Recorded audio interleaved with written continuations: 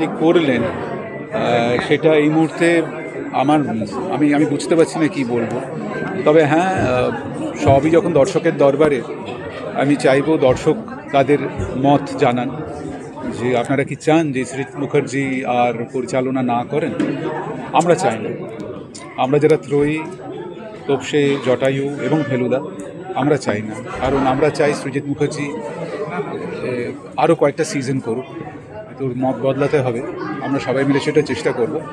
তবে হ্যাঁ, এটাই বলবো যে আপনারা সবাই দেখুন 20শে ডিসেম্বর ভূস্বর্গ ভয়ঙ্কর।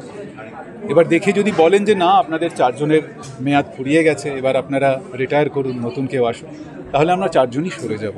কিন্তু যদি মনে হয় যে না, এটা দেখার পর যে আপনাদের কাছ থেকে আরও কয়েকটা ফেলুদার প্রত্যাশা রাখি, সেক্ষেত্রে আমরা চেষ্টা করব সবাই মিলে সৃজিত মুখার্জির এই মত বদল করানোর। এই খবরটা কিন্তু আগে থেকে জানতে নাকি এটা আজকে শুনতে পারবে?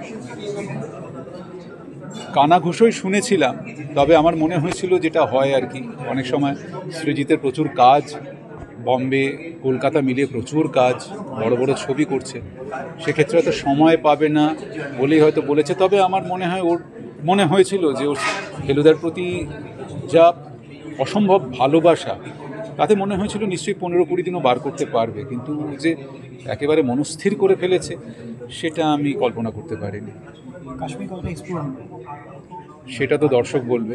আমরা আমাদের মতো করে চেষ্টা করেছি। আপাতত ট্রেলার দেখে কিছুটা আন্দাজ নিশ্চয়ই পাওয়া গেছে। বাকিটা তো 20শে ডিসেম্বর থেকে হইচইতে দেখা যাবে।